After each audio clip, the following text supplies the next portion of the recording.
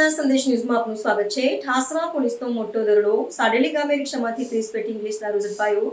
પ્રોહિબિશનના ગુનામાં 3 શખ્સોની અટકાયત। ઠાસરા પોલીસને બાતમી મળી હતી કે એક રિક્ષામાં ઇંગ્લિશ દારૂની હેરાફેરી કરવામાં આવી રહી છે। બાતમીના આધારે પોલીસ દ્વારા સાડેલી ગામે રોડ ઉપર વોચ ગોઠવી છટકું ગોઠવવામાં આવ્યું હતું।